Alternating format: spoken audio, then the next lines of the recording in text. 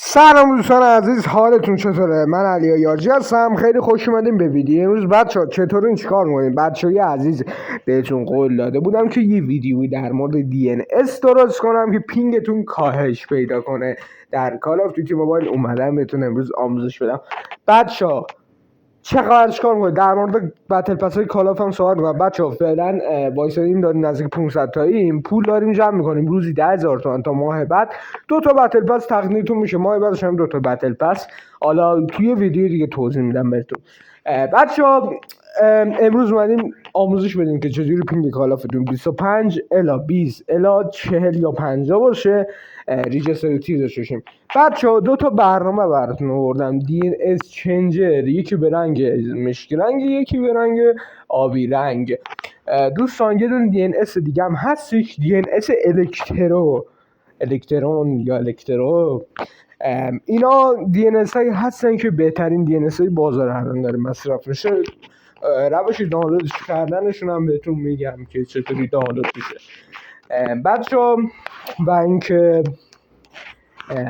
سراغ آموزش بریم سراغ آموزش. بچه همین الان تا اینجای ویدیو سابسکرایب و یادت نره سابو بزنی، دهنت سرویس داشتم دیگه. هم سابسکرایب و همین الان سابسکرایب رو بکن دوبس و اینکه بریم سراغ آموزش.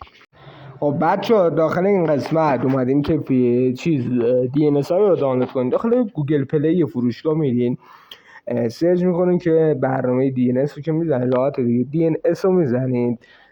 وقتی زدین منتظر باشین که بیاره بالا. وقتی آورد یه دونه به رنگ مشکی رنگ، یه دونه به رنگ آبی رنگ. مشکی رنگش اول دانلود میکنین، آبی رنگش هم دانلود کردنش که آموزش نمیخواد، راحت دیگه میذاری رو دانلود. وقتی دانلود کردی میری سراغ آبی رنگش رو دانلود میکنی.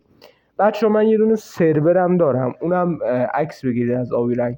وقتی دانلود شد میزنید رو اوپن، میرین داخل همین. این الان سرور خود گوگل پلیه که نیاز به اسکرین شات نداره، همه خود برنامه داره اصلا بتونید. سراغ DNS آبی رنگ میرین که خود این الان سروره که من پیدا کردم، سرور منه، یعنی من انتخابش کردم برای بازی خوب فوق العاده.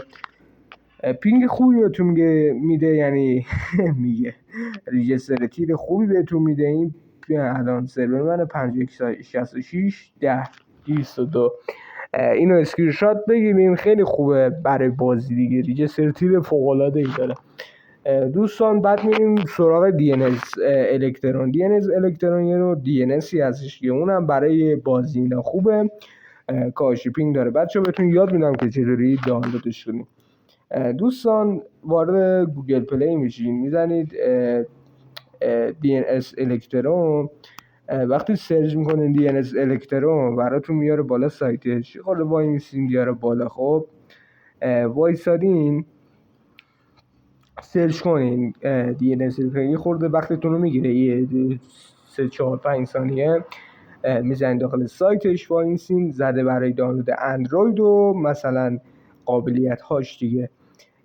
اینجا با این میاره دانلودش میکنید، میزنید دانلود و یک گزینه هم میاد، میزنید اون و نصبش میکنید. بچه‌ها خیلی ممنون که این ویدیو رو تماشا کردین، واقعا دوستتون دارم. بچه‌ها این آموزش ما بود، این دیگه میرین داخلش دانلود میزنید. دوستان فعلا دوستتون دارم، فعلا بای.